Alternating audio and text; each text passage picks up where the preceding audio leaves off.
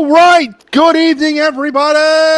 Welcome back to your final destination in your Philadelphia sports day. That's right. You have landed smack dab into the middle of the final word with MattyB here on the It's a Wrap Sports Network. Monday night edition, April the 7th, 2025. Great to be back here with you again. Slow night in the Philadelphia sports world, but I guess if you're a college basketball fan, which I have ceased to be years ago, there's something to watch tonight. The national championship game was at Houston against Florida. I don't even know who's in it. I know one of the teams. So if you're getting ready to watch that, that's great. You need to not watch it. You need to be here. That's right. Be here with me because I'm far more entertaining than the national championship game of college basketball, or as I like to call it, AAA NBA. That's right. That's what it is these days. No Phillies tonight. We talked about this the other night too, man. The terrible schedule to start the season. I know it's April and I know it's the beginning and we're less than 10 games through or in. But do we really need all these days off now? I mean, I would much prefer this type of schedule in like August or September, right? When you really need it. But the Phillies just piling up the days off. Off again tonight. Getting ready to start a 3-game series, or actually a 6-game road trip. Their first major road trip of the season. Atlanta and then St. Louis before coming home. They will not have another day off until April 24th, which is my birthday, and of course the NFL draft. So the crappy work 2 days, have 1 day off type schedule that the Phillies have started 2025, I guess is over now, and we can get back. We can get down to some baseball. We can talk some Phillies tonight. The Flyers are also off tonight. There's really nothing going on, man, at all. Flyers are off tonight. Matter of fact. Yeah, the Flyers won't be back till Wednesday as they are mercifully ending their season. And again, we can talk about Flyers. The bottom line is tonight is a whatever you want to do. I will talk anything that you want to do. I do want to dwell into the state of the Phillies 9 games in, and I want to kind of give the report card. I guess let's talk of that. Let's talk report card. Let's do a Phillies report card tonight. 9 games in. We'll break down the size of baseball. We'll talk about starting pitching, bullpen, offense, defense. We'll do those types of things, and we'll break down and we'll assess A through F grades. No pluses, no minuses, just straight A through F. And we'll see how the Phillies are kind of ranking themselves. We'll get into the other night segment and our card review, and of course, your day in Philadelphia sports history. So we'll try to piece together an hour's worth of fun here on the program on the final word. Your final destination of your sports day. So it's great to be back.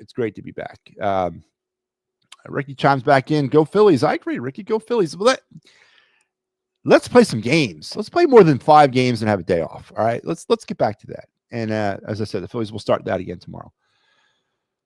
Joe, how you doing? And Ricky says, go Flyers. Yeah, Ricky, listen, if you want to bring up a Flyers topic, I am more than capable and more than willing to discuss the Flyers. We are actually going to, in our of the night segment, we're going back to 2 parts of it. We're going to talk NHL draft prospect, and we're going to talk Phillies prospect. So we will get some of the, I guess we'll talk some Flyers, because the NFL draft prospect, or the NHL draft prospect for tonight, is a player that, if possible, if the Flyers could find themselves in a position, which they might be by picking 5th or 4th or 3rd, they could potentially be in line to get this guy. And this would be a game changer for this team. An absolute game changer for the Flyers if they can get this guy. So we're going to talk some NHL draft prospect and Phillies prospect tonight on the of the night segment. Ricky also says, I'm a Flyers fan. So am I, Ricky. So am I. All right. So all those great, wonderful things we'll get into this evening. But essentially, everything is on the table tonight. Everything that you want to talk about, everything and anything. If you guys want to throw it out, we'll throw it out. But we are going to, and we'll just sort of mix in the rest of the stuff that we're going to do. So let's get rolling. But before I do, I want to remind you all out there that please give us a like, a subscribe, a share, especially on that YouTube page. We could really use it in all of our social media stuff, as we are growing this network from the beginning and the ground.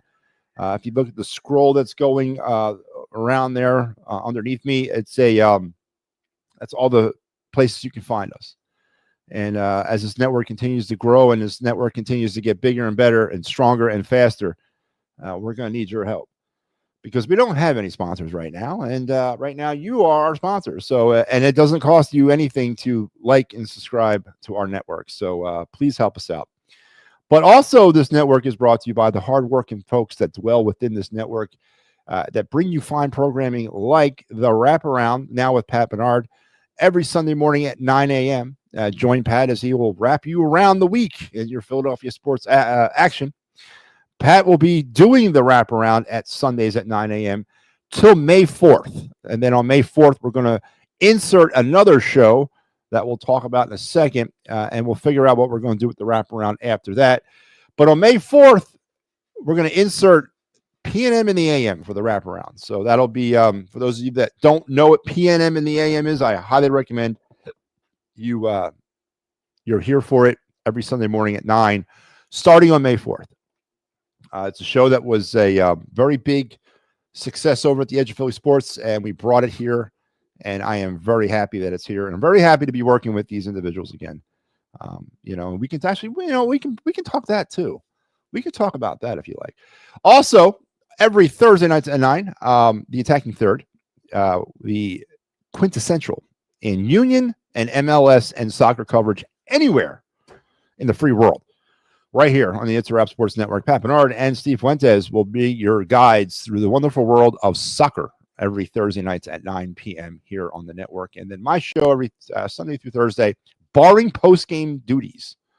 If I have a post-game, then I will not be doing, if I have a post-game Sunday through Thursday at any time at night, then I will not be doing my show that night. But other than that, I will be coming at you Sundays through Thursdays at 10 p.m.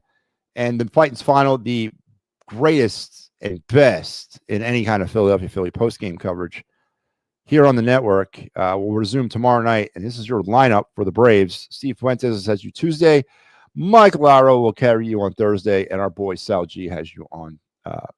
Mike's Wednesday and Sal's Thursday. So there is your Brave lineup. So we're getting ready to kick off the week. We're getting ready to get going here with another fine week of programming here on the It's a Wrap Sports Network. So help us out. All right, so let's strap in, strap on, strap up. Let's put our hands, feet, and head inside the cars at all time, and let's get rolling with your night in Philadelphia sports history. Tonight, we go back to the right year of 1984. I was 11 years old, 1984, and I actually remember this night. I do remember this night vividly as an 11-year-old Philadelphia sports fan growing up in Mayfair in Northeast Philly. I remember it very vividly, and I remember being very upset, actually not thinking I could be more upset, which I was 5 years later when Mike Schmidt retired. But on this night was the first sense of mortality, I guess, I felt as a Philadelphia sports fan, because growing up in the city, I was indoctrinated into the Philadelphia sports culture through the 1980 World Series championship, the Super Bowl 15 appearance by the Eagles in 1981, the dominance of the Flyers less than 10 years removed from a back-to-back Stanley Cups, and a dominant Sixers franchise that was constantly in competition to win a championship every year.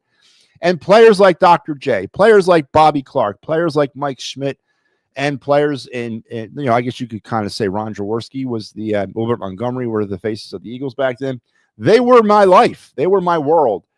They were everything that sport that made sense to me as a young Philadelphia sports fan. And in 1989, at the end of May 28th, 89, I'll never forget where I was when I heard the news when Mike Schmidt retired. Those are hits of mortality that you're like, what? What do you mean they're retiring? What the hell does that mean? I'm just a kid. I don't have any bearing or grasp of that. So why are you not playing anymore? But on this night back in 84, I felt the first hit of that mortality, because on this night, Bobby Clark, Flyers legend, decided that he was done as he played his final NHL game. It was his 1,280th game, including the playoffs as well. And of course, it was all with the Flyers throughout his illustrious career. He set team records in points, goals, and was truly the face of two, back-to-back Stanley Cup championships. And it was also a double hit for the Flyers on this night, because the reason why it was Bobby Clarke's last game was because the Flyers lost in Game 3, 5-1 to the Washington Capitals in the Patrick Division semifinals, thus ending their season. So it was the end of Bobby Clarke, and it was the end of the Flyers for the 83-84 season. Now, 84-85 was a great year for the Flyers. They would come back 1 year removed from Bobby Clarke and make a run all the way to the Stanley Cup Finals before bowing down to the Gretzky-led Oilers, which we can talk some Ovechkin too, by the way. If you want to bring that up, I'm more than happy to discuss that. But on this night back in 84, a legend, a Flyers legend, and the greatest Flyer of all time. I mean, is that easy to say? Is that something you guys agree with, that Bobby Clarke was the greatest Flyers player of all time? Did he have Mike Schmidt, Dr. J type, cash there? I mean, I think he does. If you look at all the Flyers players over the course of years, there's no other player that anchored a team that won back-to-back Stanley Cups. There was no other player that was synonymous, with being a Flyer than Bobby Clarke. I don't care. You can look at Lindros. I don't really see being a Flyer when I look at Eric Lindros. I definitely don't see that in Claude Giroux. It's hard for me to find players that when you hear their name, you go right to Flyers. When you hear Mike Schmidt's name, you go right to Sixers, or right to Phillies. When you hear Doc's name, or Dr. J, you go right to the Sixers. These were all-time greats of franchises that eventually had to end. And I, unfortunately, came in kind of on the back end of their careers, and then I had to actually hear all the stories about the glory, watch all the, the movie tone news reels about their past, and then witness their mortality as they got older and had to retire, and taking with them, dominance of the franchise when they went out the door. It was very, as I said, very like reality check for me as a kid. And sometimes kids are not designed to deal with those things. And Bobby Clarke on this night retired for the Flyers in 1984, ending the dominant run of the franchise. But as I said, the following year, 84-85, the Flyers went all the way to the finals. They lost. And then a couple years after that, they went back to the finals and they lost. A couple years after that, or a year after that, they went to the Wales Conference Finals and lost. And then 5 years of garbage. And then Lindros shows up, about 4 years of garbage. And boom, we're back in the playoffs. And then we make another run back to the Stanley Cup Finals and lose. And, well, you know the story. it's very common. So it's a very common story about what happened to the Flyers. But there you go. On this night back in 84, Bobby Clarke calls it a career. And, that's the end of that. So anyway, that was your night in Philadelphia sports history.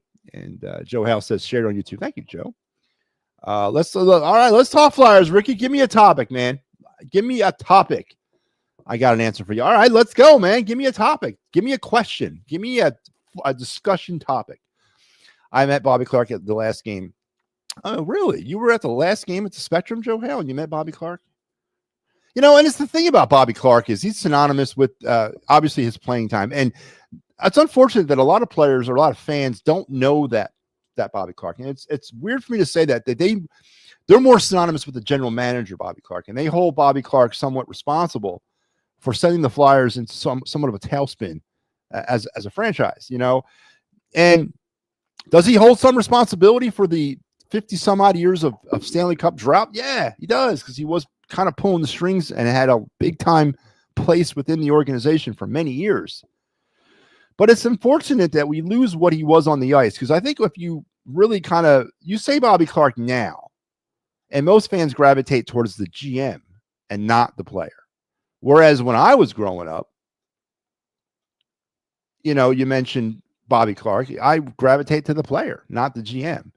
So it's funny how things sort of kind of flip-flop. It's the same thing when you talk about Ron Hextall, everybody now, when you mention Ron Hextall, is how he destroyed the Flyers as a GM. The bad trades, the bad drafting, the lack of a defined, what was his direction as a GM.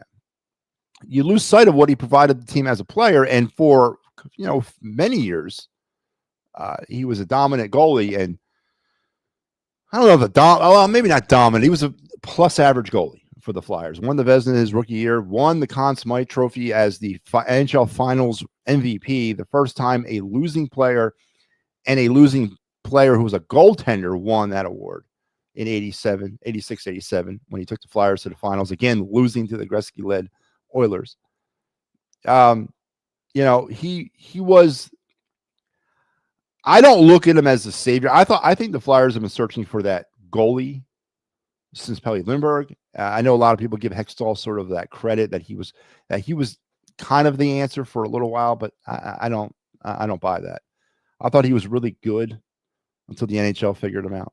But it's funny how things kind of switch when you think about players. You go from thinking of them as players to whatever they were doing as GMs or whatever. So I think it's weird.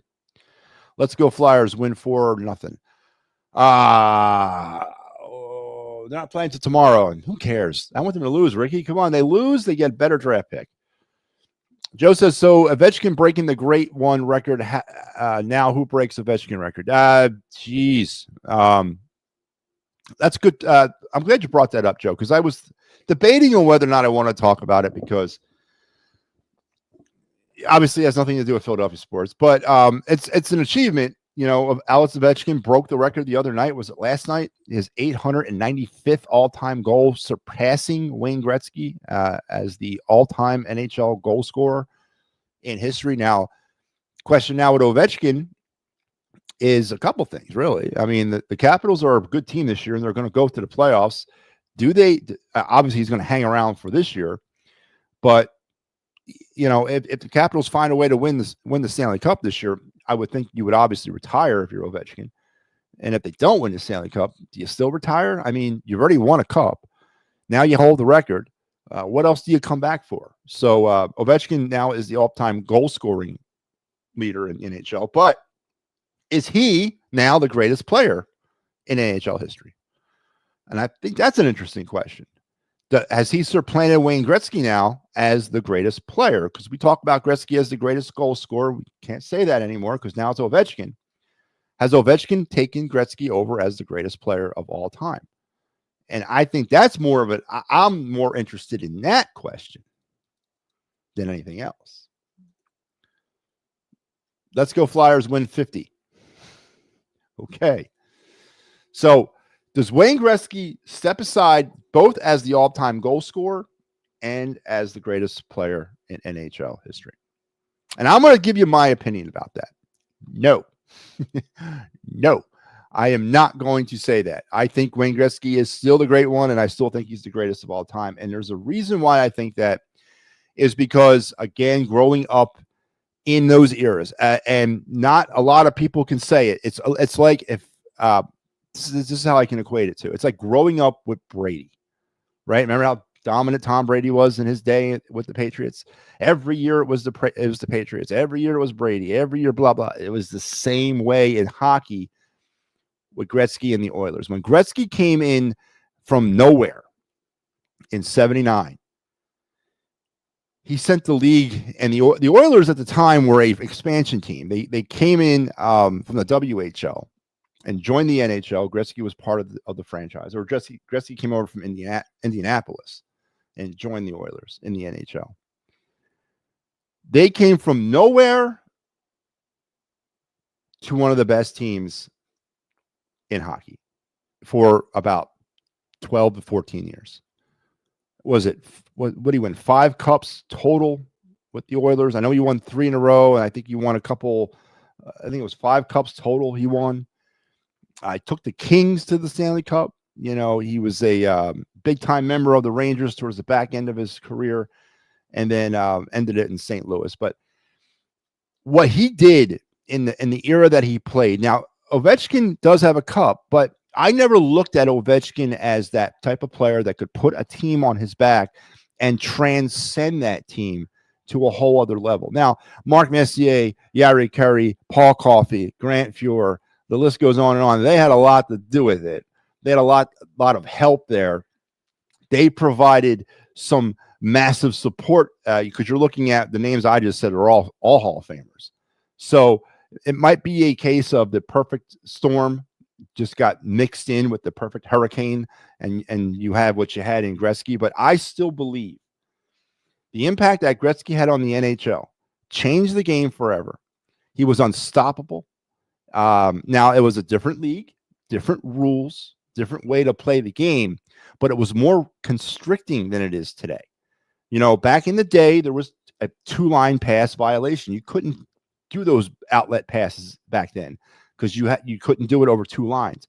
The game was more restrictive in the era that Wayne Gretzky played in.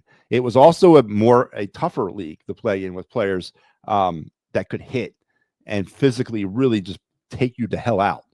And Gretzky transcended all that and still was a dominant force, scoring 100 goals in a season? Does he have a 100-goal season? I mean, the guy was crazy with the way. So Ovechkin rightfully deserves the record, 895. He's got the scoring record, but I don't think you can say that he's the greatest hockey player of all time. It's still Wayne Gretzky in my book because of what Wayne Gretzky did to hockey and how he changed it and how dominant he was within hockey. The news when he got traded to the Kings, you know, this is the Edmonton Oilers trading Gretzky to the Kings. That was a national story. I mean, that was national news. It was so big. And in the summer of, what was it, 88? I remember it well. And I just don't, I don't think you can say Ovechkin's the greatest hockey player of all time. There's a reason why they call Gretzky the Great One, because there's just no way that anyone's ever going to, I don't think anyone will ever change that or ever take that title away from him. The game, the way it is today, is more designed for goal scorers. They want goal scorers. They want people to put the puck in the back of the net. But it was different back then. And Gretzky still rose above all of that and was a complete force, dominating force. And he, you know, twice the Flyers met the Oilers in the 80s, and twice they lost in the finals to the Oilers, right? I equate it as growing up a basketball fan in the 90s and having to endure Michael Jordan, you know, if your team was great, but they weren't really great because they had to play the Bulls, and the Bulls were a whole other level. And it was the same thing with the Oilers, you know. And then again, I go with the newer generation talking about equating them to the Patriots and having to kind of rise up. And you could have a great team year after year after year, but you have to battle the Patriots every year, and they're on a different level. And that's what Gretzky did to hockey. And to me, that's why he will always be the Great One, and he will always be the best hockey player ever. It would be cool if a USA-born player would break the new record. Yeah, but who would that be? I mean, who do you see in the league today that could do that? I mean, there's some decent there's decent American players. You know, the Hughes boys, they're pretty good. I don't know if they're 896 good, but they're pretty good. I don't know, man. Joe, I don't know. I don't know. Gretzky with his skill set would dominate this era also. He would be more dominant, Mike, in this era, because as I mentioned, the game he played, it was a lot more restrictive. It was a lot more defensive oriented. He would be more dominant in this era because, you know, he was still going on breakaways, it seemed to me, every single night. Now, with 2-line passes being a thing of the past, Gretzky would probably score 200 goals in a season. If you put prime Wayne Gretzky in this era of hockey, oh my God. Oh my God.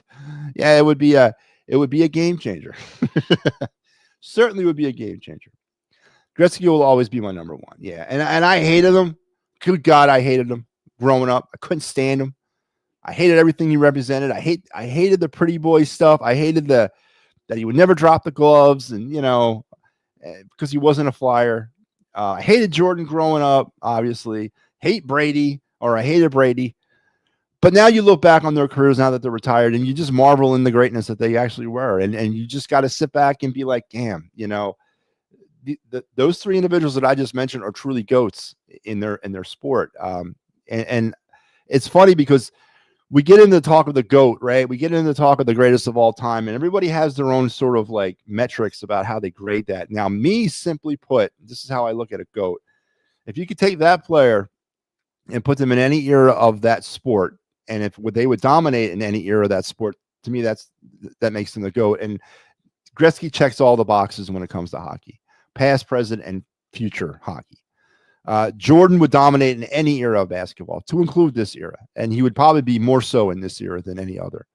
And Brady, the same thing. In the past, in the 80s, before the advent of passing attacks and all that, I think he would dominate. But here's the thing about Brady. I don't know. Could Brady have taken the beating that quarterbacks took back in the 80s and 90s? That might be the only thing that I would sort of be hedging a little bit on Brady. But I definitely think he could hang with the Joe Montanas and the Steve Youngs of yesteryear, and he would be dominant in that era. So that's how I gauge. That's my metrics and how I gauge what the GOAT is. And Gretzky checks all the boxes, man. And it's not even close.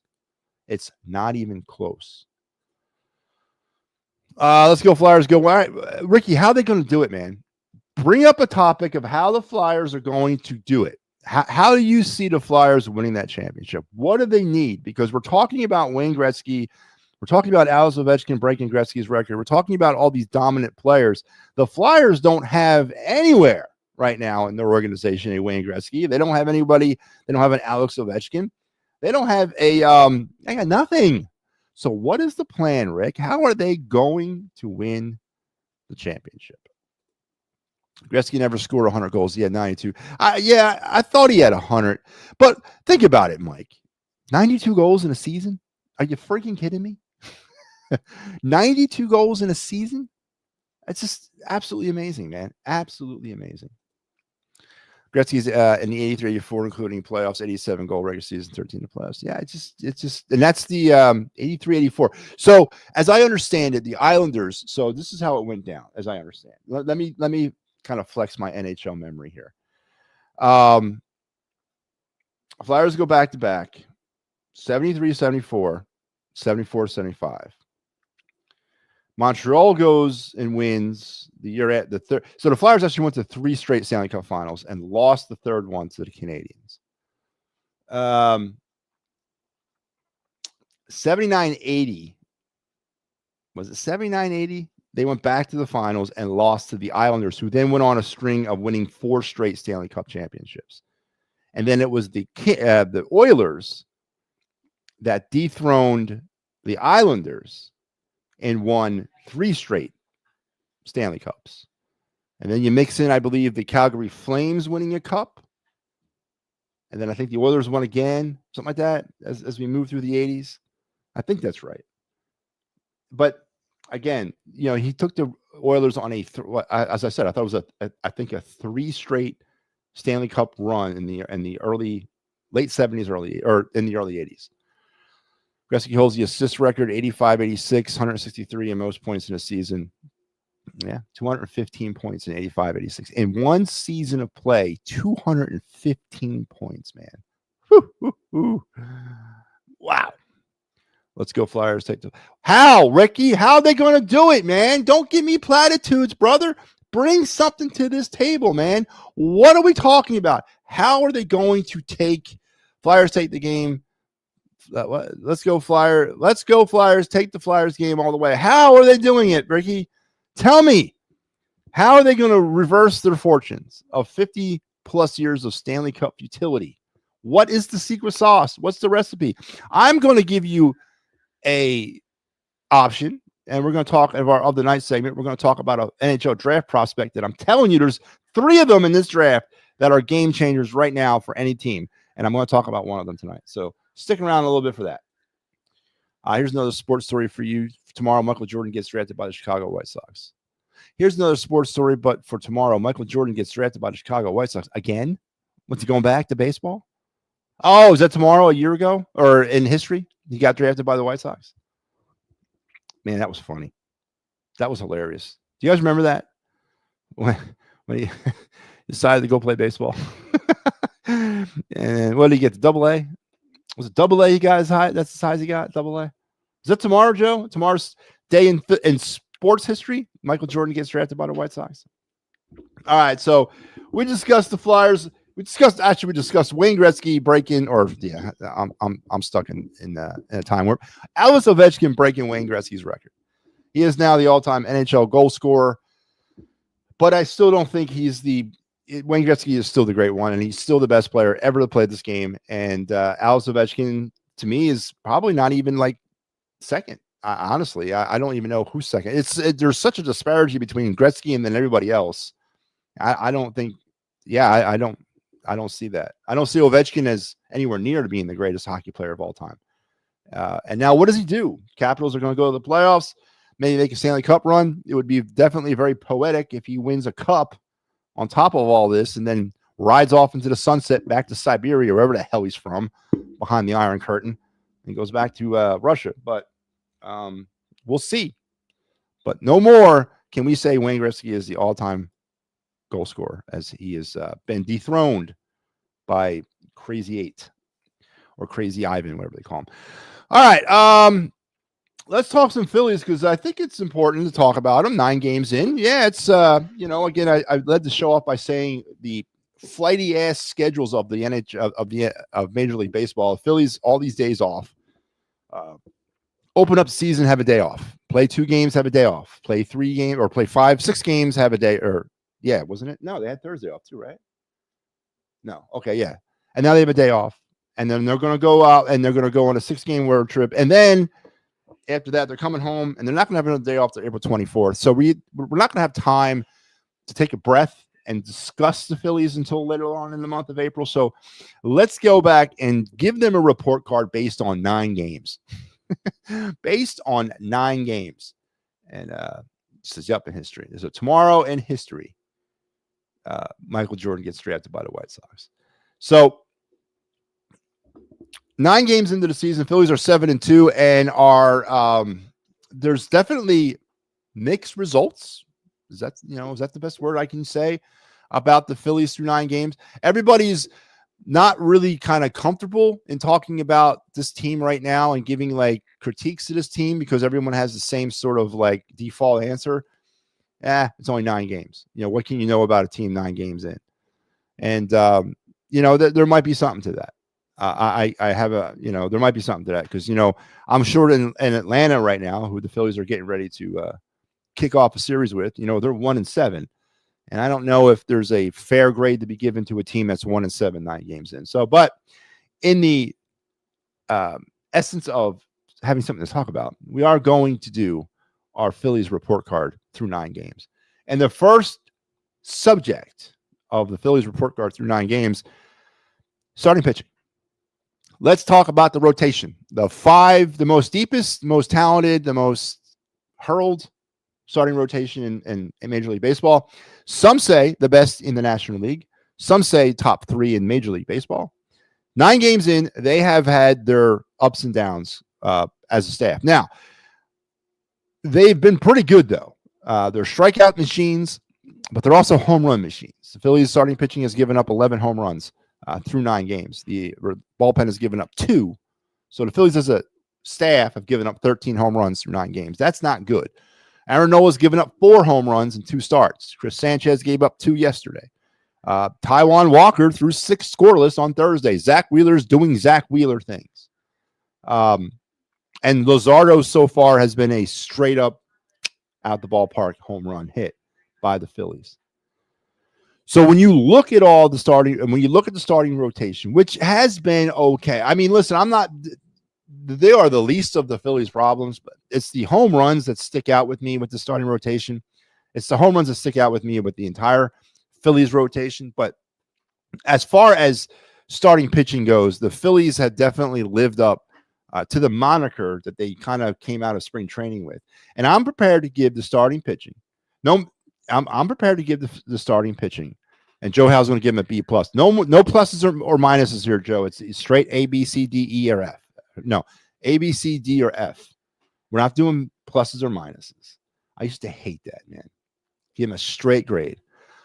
I'm going to give him a B. All right. I am going to give him a B because they have been striking people out as a staff or as a rotation or not a rotation, but as a staff. Phillies pitchers have struck out 100 players so far. They're averaging 11.1 strikeouts a game. The Phillies pitching staff. That's pretty good. That's damn good. And I'm going to give him a solid B. The only thing that I'm having problems with is the home runs, and this is starting pitching. That's the only thing that bothers me is the home runs. It bothered me last year in the second half of the season, and it now has carried over into the first half of this year. So the home runs are a problem that need to get addressed.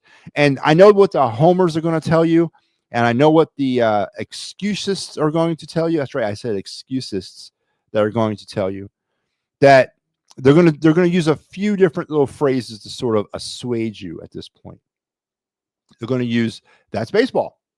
They're going to use it's cold, and they're kind of just figuring things out. They're going to use those types of fancy little terms to sort of like deflect you away from the truth. And it's a trend. It's a trend that has carried over from last season. And I am not, or no, and the third reason, I'm sorry I got away from the third one is, well, Aaron Nola does Aaron Nola things because it's Nola's MO is to give up home runs. But I'm more concerned about the home runs than I think most people are, because eventually they're not going to be solo home runs. Eventually, they're going to come at times of games that we don't need them to be.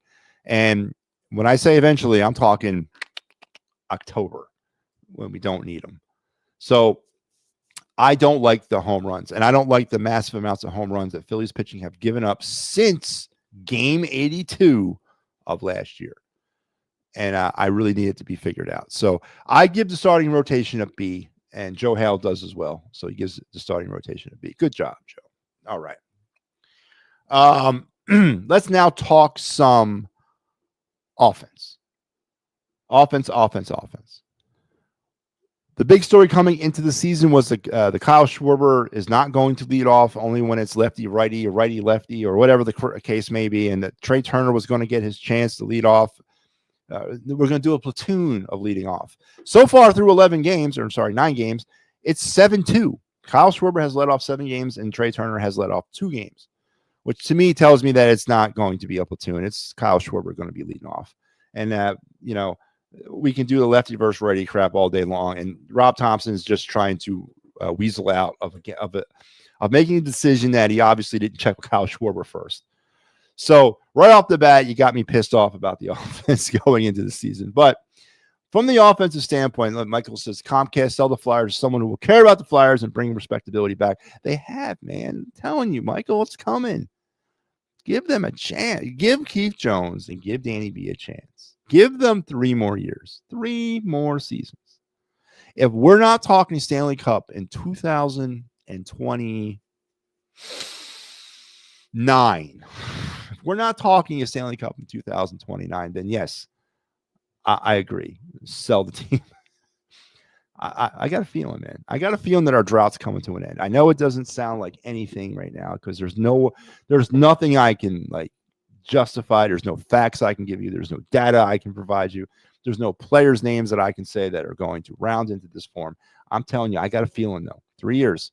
In 3 years' time, we're going to be on Broad Street, and we're going to be watching a Stanley Cup parade. 3 years. So give him more time. Time is all we got. Kyle Schwarber not leading off as a joke, just like the bumbling fool, no feel for the game manager, Robbie. Yeah, and 7-2 is the tracker right now. If you're keeping track at home like I am, Rob Thompson has led off Kyle Schwarber 7 times and has led off Trey Turner twice. And that's been the only 2 people that have led off the game. And that's pretty much who's going to be leading off for the most of the season. But obviously the platoon is now turned into Kyle Schwarber. So it is what that is. But we'll keep track of it just for aesthetic's sake throughout the year. And of course, I'll bring it up at the most, maybe at the worst times. But offensively for this team, let's talk about some numbers. Let's talk about numbers. Hits. Phillies heading into the Atlanta series are averaging 8.7 hits a game. So, rule of 5. Let's call it 9 hits a game. 79 hits through 9 games. They also have hit, as a team, 10 home runs through 9 games, so a little bit over 1 a game. Strikeouts. Now, I know the big thing is about the plate approach, because this is what's real funny about this stat. I'm going to give you 2 stats back to back, and I, for the life of me, can't figure out how this works. But the Phillies as a team have struck out 72 times through 9 games. That's about 8. That's exactly 8 a game. They've also walked 4.7 times a game. So they're striking out on an average of 8 times a game. They're walking on an average of 5 times a game. How does the team do that? And they're also averaging close to 9 hits a game. How is that even? How is that like? How does the matrix allow that to happen? Now, where the numbers sort of start making sense and how it all balances out is these next 2 stats. And these next 2 stats are stats that haunt me. These next 2 stats are stats that interfere in my dreams.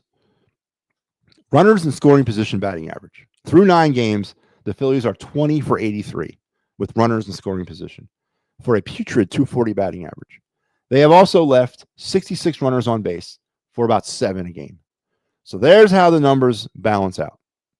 That's where the scales of justice balance between the Phillies offensively. Runs, 45 runs through 9 games, which of course you can do the rudimentary math. That's 5 runs a game, which is okay. I can accept that. I can live with 5 runs a game. That's the lowest. That's to me is like MLB minimum. MLB winning team minimum, not MLB minimum, but MLB winning team minimum is 5 runs a game. So I guess it all offsets itself offensively for this team. Now, the other side of the offense is the clutch hitting. The other side of the offense is how are we looking at Bryce Harper? How has Kyle Schwarber been? I mean, individually, how have these guys been? And I think up to this point, Schwarber continues to hit the baseball. He continues to find a way to get on base. Now, we can debate whether or not it would be better set or better fit down at number 4 or 5 in the lineup all day long, and you guys are right to debate that. But Schwarber's been clutch for the most part. Harper kind of started off clutch and is sort of kind of rounded right back into Bryce Harper form. He had a big double against the Rockies, and he's had a few hits here and there, which is okay. But again, you're going to hear the excuses out there saying, give Bryce some time. He's a warm weather kind of guy as well. The bottom of the order started off really bad, but has gotten better. And that has been in large reason to Armando Sosa and his 600 batting average. So offensively, what are you guys giving the Phillies through 9 games? A through F. I want to know. Tell me. I want to know. I don't feel that, Ricky. Not right now, I don't. If I was manager, I would walk Harper every time and say Bohm or Castellanos or Kepler beat me. He would get the Bonds treatment. I don't even think you got to do that. I mean, that's paying a lot of respect to Bryce Harper. Bryce Harper hasn't earned that respect yet, in my opinion. So I go right after him personally. But offensively, A through F, I'm going to give the offense a C. That's right. I'm going to give him a C. Because what I see from this offense at this particular moment in time is a very average offense. Is an inconsistent offense. An offense that can produce produce hits, get runners on base, work walks. But then I also see an offense that cannot drive a runner in from scoring position to save their life. I see an offense that's averaging 8 strikeouts a game. I see an offense that also is leaving close to 7 runners on base, over 7 runners a base a game. So there's a lack of consistency and very average when you average it out. And the basis of an average grade in school is a C. So I'm going to give him a C. And it's frustrating because there's so much potential with this offense that we've been talking about and hearing about for years, but yet we have yet to see it sort of kind of materialize. And Michael says C+. Mike, we're not doing pluses. We're not doing pluses or minuses. We're doing straight letter grades. So a C or B, what are you giving them? Joe says D.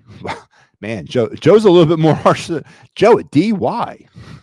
Come on, man. Listen, they're getting people on. They're getting hits. They're averaging 9 hits a game. They're working walks close to 5 a game. I mean, they're getting people on base. They're just unable to get them in. And that's been the problem with the Phillies since the dawn of time, or since the dawn of the modern era, I guess. 240 batting average with runners in scoring position. I don't know about D, man. I think a C is a fair grade to give them because it's the average of average. It's the average grade. I've only seen Real Muto steal unless I missed someone else. No, they got to. So as a team, let's talk about that. And that's a good point, Michael. As a team, the Phillies have only stolen 7 bases so far through 9 games, and they've had other people stealing bases, and that's about 0.7 bases stolen a game. Again, using the rule of 5, let's round it up to 1. But, and we can talk defensively now. You know, the BCIB has allowed 8 runners to steal against him for about one a game. So that kind of cancels itself out. But yeah, that's down. That is down from years past. You know, the very aggressive base running, and that's definitely down at this point. He says a C. Yeah, that's about right. You know, I agree with that. This a C offensively. Now let's talk about the bullpen. Yes, that's right. The Jordan Romano led bullpen, the inconsistent bullpen. The bullpen that came into the season, and that was everybody's biggest concern. We're okay with starters. We're okay with the offense, but we have a lot of questions with the bullpen. And here's the thing. We've seen the bullpen get into some jams. We've seen them pitch themselves out of some jams. We've seen some good things from the bullpen. We've seen some terrible things from the bullpen. We've seen some puzzling things from the bullpen. We've seen a myriad of things up and down the spectrum from the bullpen this season through 9 games. But here's what I'm going to give the bullpen. I'm going to give them incomplete. That's right. An INC. Because I don't think it's fair to judge the bullpen when they don't have roles. That's right. You heard it here. I am riding the role thing or the lack of roles or the committee nonsense. I am riding that to my grave. Just like RISP, I will not let that thing go. I will not let the lack of roles, because I think we have competent pitchers inside the bullpen. I think we got really good pitchers in the bullpen. The problem is, in my opinion, in my humble expert opinion, is that they are not put in positions to maximize their ability as pitchers, i.e. Kyle Schwarber leading off is not being put in a position to maximize his ability to produce RBIs. And it goes to the manager, right? Both reasons with the manager. And you're never going to sell me on a bullpen without roles of being an effective way to attack and win a World Series. You're never going to be able to sell me on that. I think the Phillies have good bullpen arms. I think they do.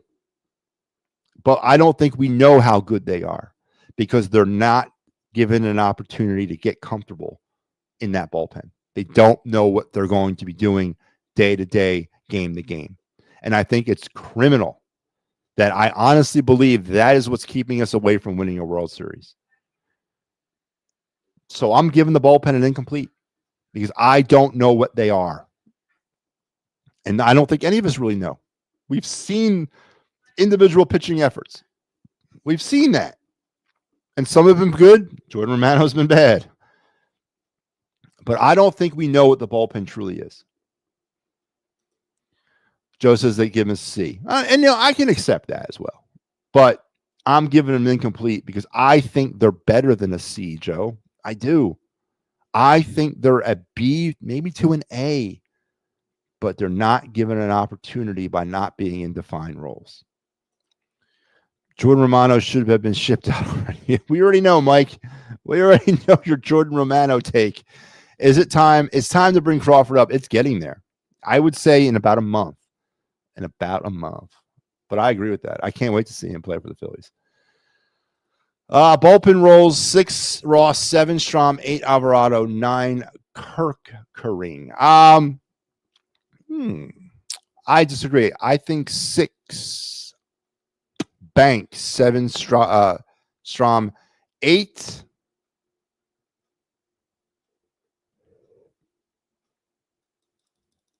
I like Kirkering as 8, and I like Alvarado as the closer. Right now, that's what I would do to start. Yep, and then Ross, Ruiz, and whom else am I missing out there? Am I missing somebody else? Those guys would be my long guys, but I like Banks as my 6. I like Strom as my 7. I like Kirkering as my setup guy, and I like Alvarado as my closer for now.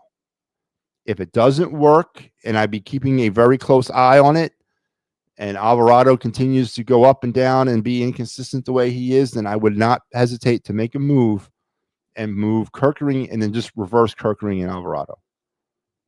Yeah. So we're kind of on the right page, me and you, Michael.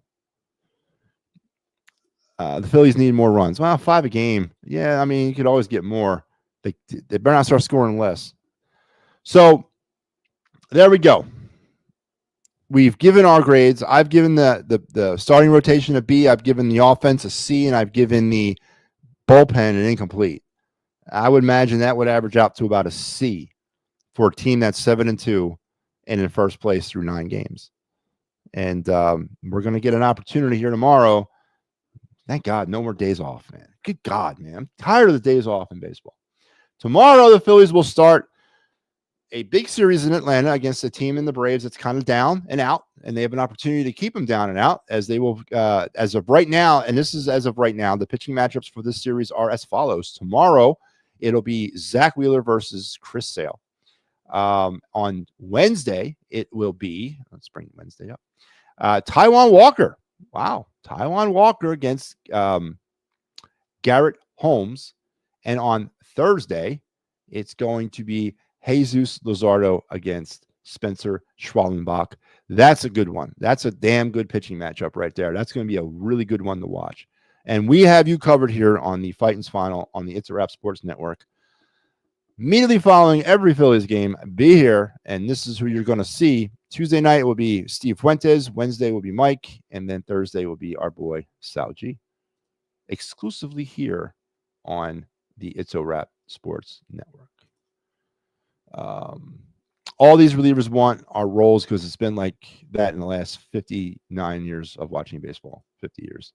I'll go back even further than that, about maybe 75. But you're right.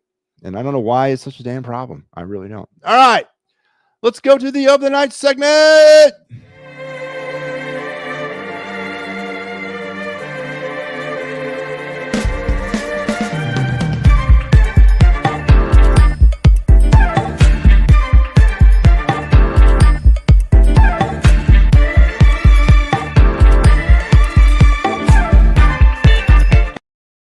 All right, tonight we are going to go twofer on the Of the Night. We've been down to 1. We were doing 3 for a while, but we tamped it down because I was getting way too far out.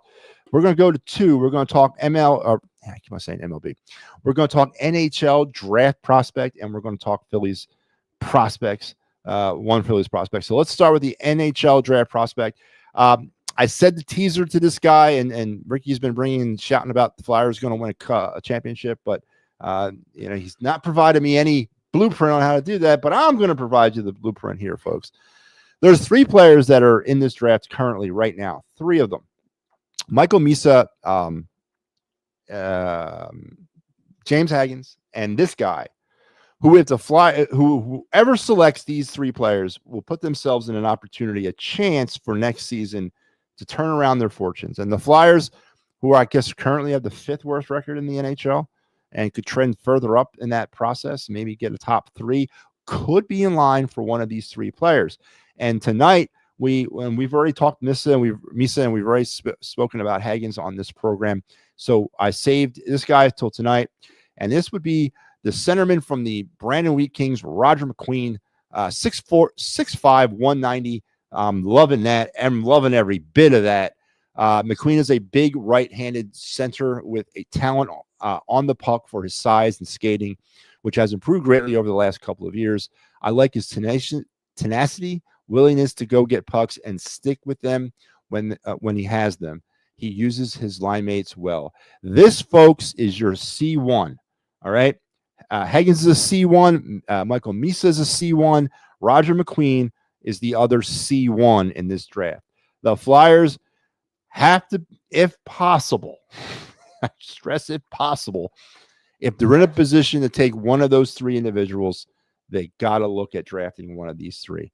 And Roger McQueen is the real deal. And I think as far as when I grade hockey players, I still use an old school metrics. I look at body type. 6'5", 190. If he could put on about 10 pounds and go up to 6'5", 200, that would be optimal for me. But this kid is something to build a team around. This would be very nice to have a Mitchkoff, McQueen, Konechny, line one. It would satisfy line one. At a very least bit, he's a C2. We need a C2 as well. So Roger McQueen is definitely on my to-do list in terms of drafting, but he's also on a lot of other teams' to-do lists too. But Roger McQueen, one of the top 3 players in this year's draft, and the Flyers would definitely be in a good position to go ahead and make a move and acquire one of them 3. So there you go.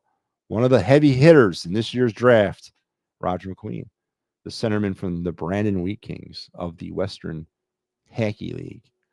Now let's go on to our other side of the night segment. And that's our Phillies prospect of the night. And it is another player that we're putting a lot of hopes and dreams upon, and that's Eduardo Tait, the catching phenom currently playing for the Clearwater Thrashers.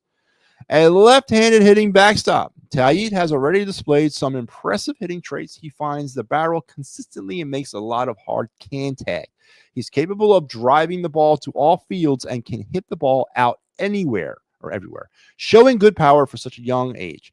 Like many talented young hitters with pop, he can get a little pull happy at times, but should be able to learn to trust his natural strength and bat speed as he progresses.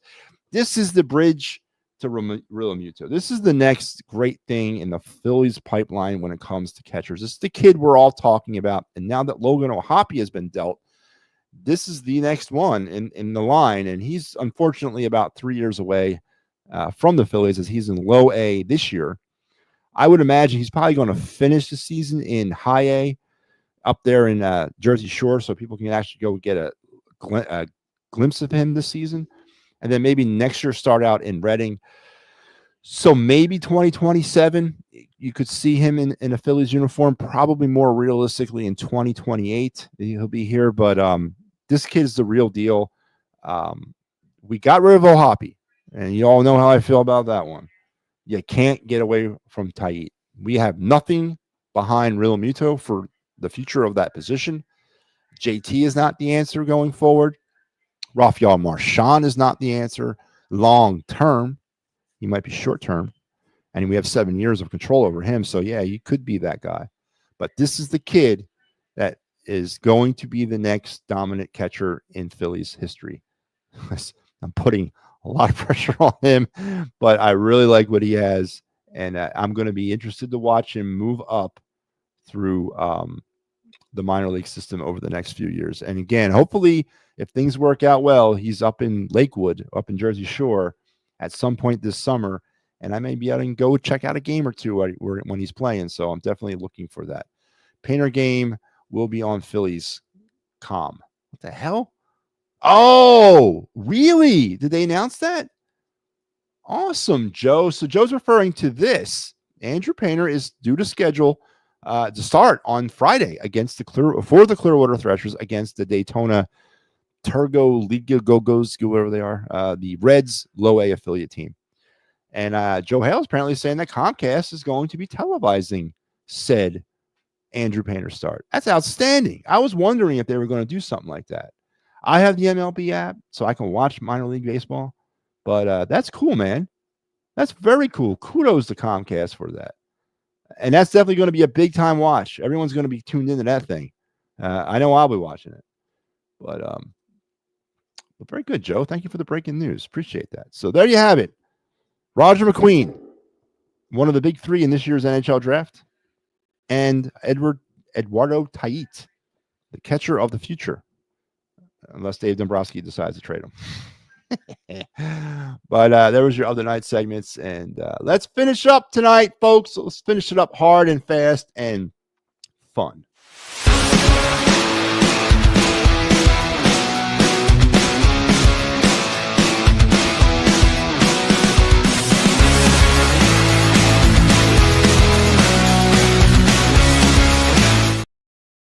Yep. MattyB's card review, the time of the night where we take a minute and we just talk about one of my many sports cards and have some fun with it.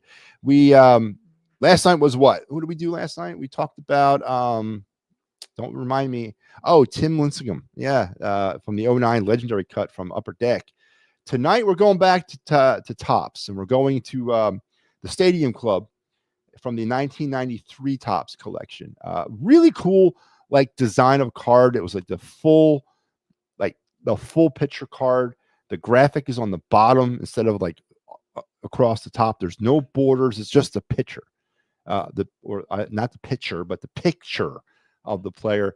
And we're going to feature a player tonight that just was a picture of adversity, overcoming that adversity again, overcoming that adversity again, and a real thorn in the side of Phillies players and Phillies fans throughout the time that he played baseball. And he did it mostly in the National League. Matter of fact, he did it most successfully in the National League. And at the end of his career, when he went to the American League, just was so National League institutionalized that his career kind of fell apart. But tonight's card of the night, or the card review tonight, is the 1993 Stadium Club Andres Galarraga. That's right, the Big Cat. This was his year that he was a member of the Colorado Rockies. He was don't forget, 93 was the expansion year of the Rockies and the Marlins, and Galarraga was the big time get for Colorado as they were, coming into their own in 93. Don Baylor, who was their first manager, was also the third base coach of the St. Louis Cardinals in 92, the team that Galarraga played for in 92, and really pushed Colorado management to bring him in. And they did, and he had a very successful career with the Rockies. But he cut his bones in his first stop along his career, and that was with the Expos. That's where Phillies fans remember him the most. Throughout his career, Galarraga debuted in 85 for the Expos, and he last played in Major League Baseball in 2004 for the Angels.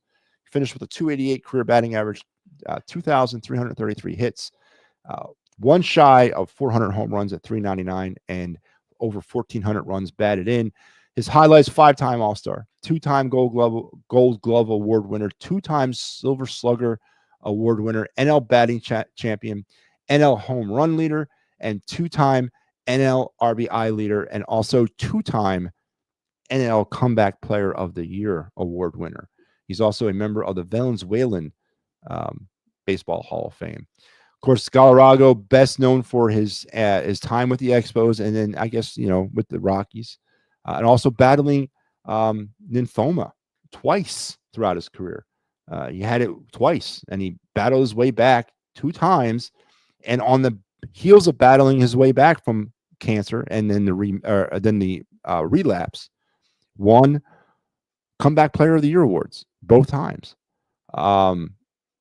Is it a picture of what could have been if you would have been healthy? But adversity sometimes makes you a better person, and Galarraga was definitely the picture of adversity and resilience at the same time.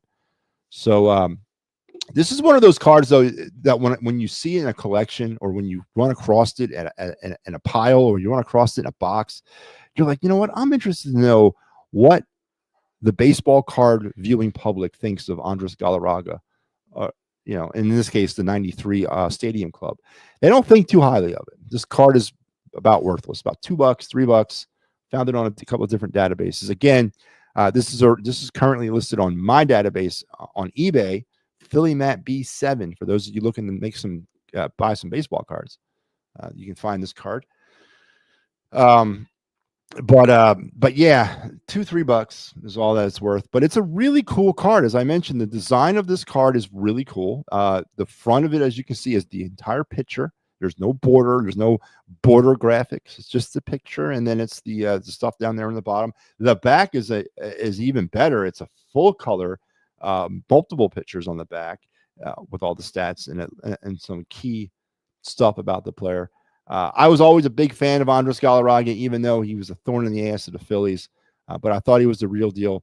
And yeah, maybe the cancer sidelined or derailed his career. Maybe he was a Hall of Famer in the making, and kind of got sidelined or derailed because of that. But definitely a picture of resilience, and still one of my all-time favorite players. And here's his 93 Stadium Club card, our card of the night. And here it is right here. I'm going to show you the back, what I was talking about. So again, I love the front graphic. I really do. And then I love the back even better. Look at that. I mean, that's pretty colorful, and it's not wasting any space. It's just a really cool card. You got his Expo rookie card down there in the bottom right. Is sort of like a bridge to the past, but there you go.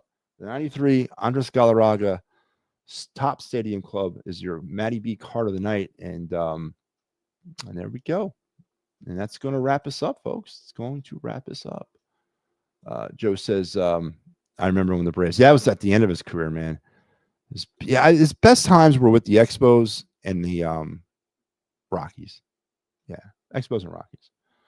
But all right, hey, listen, we ended up taking something from nothing tonight, or nothing to something. And I want to thank you guys for chiming in. Joe, Ricky, Mike, thank you very much. You guys once again made yourself very valuable to the program tonight. We talked some Philly. We gave out some Phillies grades for the 9 games. We talked some Ovechkin versus Gretzky. We also did our of the night and our card review. So all those great, wonderful things we did here on the program. And that is going to wrap me up for the night. And tomorrow, don't forget, we'll be back for the Fighting's final. Immediately following the Phillies game, Chris Sale versus Zach Wheeler. And Steve Fuentes will have you. And then I will be on right after the Fighting's final. So tomorrow night, immediately following the post game, you're looking for the final word with your boy MattyB. And until we talk again, folks, you have yourself a great rest of tonight and even better tomorrow. See ya.